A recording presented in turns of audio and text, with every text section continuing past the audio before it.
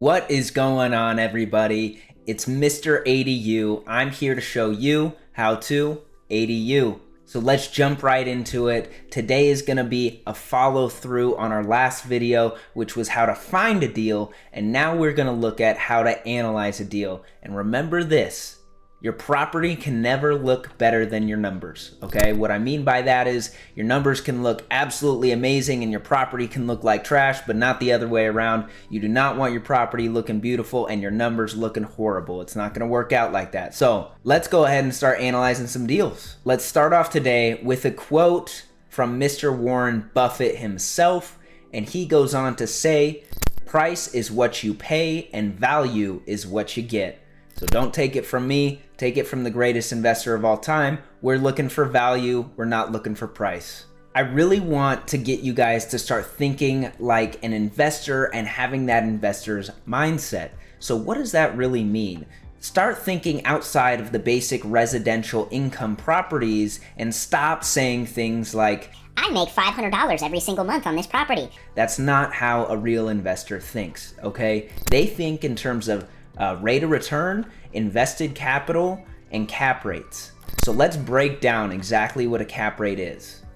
The definition of cap rate or capitalization rate is an equation that's equal to the net operating income divided by the purchase price of the property.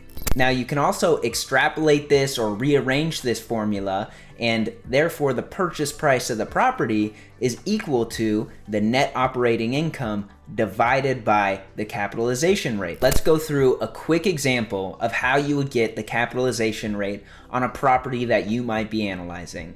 For instance, let's say we have a 50-unit apartment complex that you are taking a look at and you're considering purchasing. Now, these 50 units are all bringing in $2,000 a month in gross rents. How much is that every single month total? 2,000 times 50 brings us to $100,000 per month in gross rents. However, you are not going to be putting $100,000 into your pocket every single month because you're going to have what's called operating expenses. In order to run a 50-unit complex, oftentimes you need staff on hand, you need other services including maintenance, maybe some capital expenditures are thrown in there. For instance, say you have some roof tiles blow off. It's been extremely windy here in California.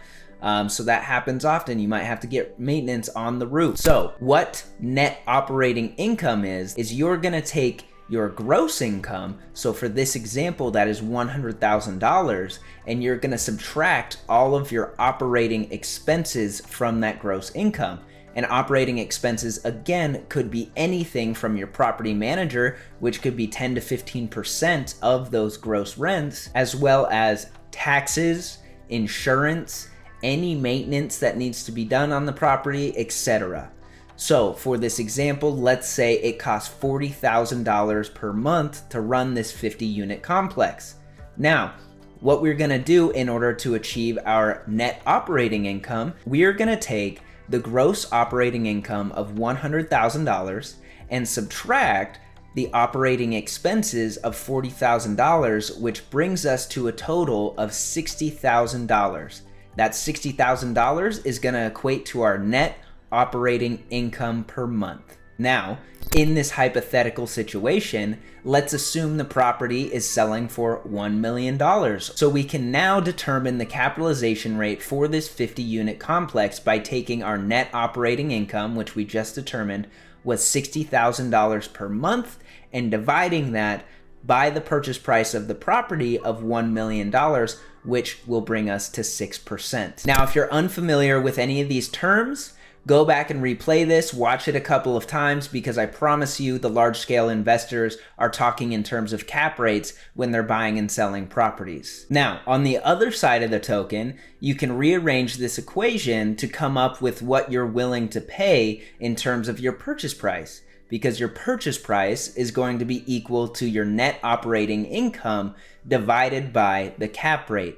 So if you know the net operating income and you know realistically what the cap rate could be, then you can derive what price you're willing to pay for a specific property. Another conclusion from these formulas is that an easy way to immediately raise the purchase price of a property is to raise the net operating income. And there are multiple ways that you can do that depending on if it's a large scale 50-unit apartment complex or if it's, a 3-unit ADU situation. There are different ways to go about this. Getting good at analyzing deals takes hundreds of reps.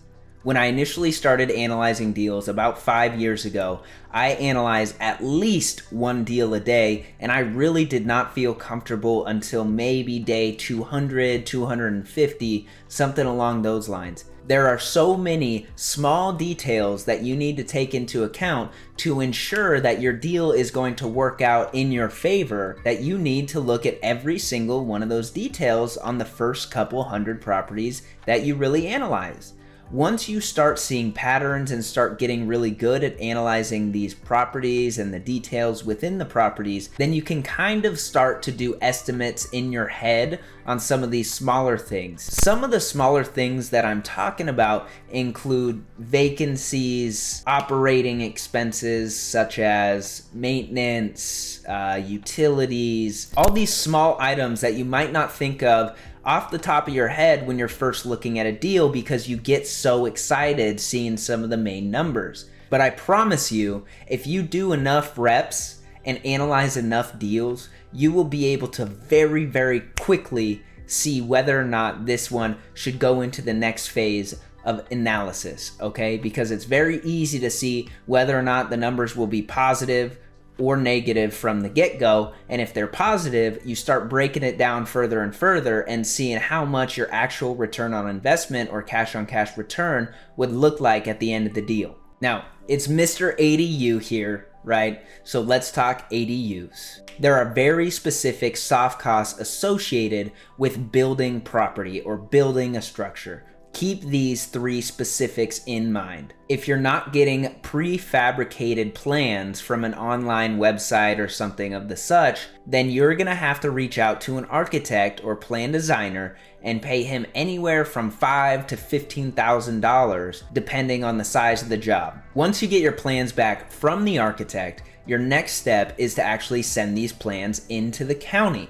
And the county is gonna charge you a hefty fee to review these plans. Now, I've seen plan reviews cost anywhere from about $4,000 all the way up to $10,000. It does depend on how long it takes, how many tries it takes, how many revisions you have to make, because they will charge you extra if you don't do it right the first time. And finally, that brings us to all the other people with their hands held out, reaching inside your pockets. This includes the school district, the sewers, any Melloroos, all of these other small soft costs that you might not think of, you need to prepare for. For a specific example, the current project that I am working on, this county, after all soft costs were said and done, the county and plan reviewers and architect, all that cost me approximately $16,000 or $17,000 out of pocket. So remember to keep these costs in mind when you're running all of your numbers, especially something like a cash on cash return,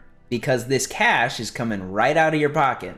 Thank you for tuning in, guys. If you enjoyed this video, be sure to hit that like button, leave a comment, and subscribe to stay up to date on new exciting ADU content. It's been Mr. ADU showing you how to ADU. Catch y'all next time.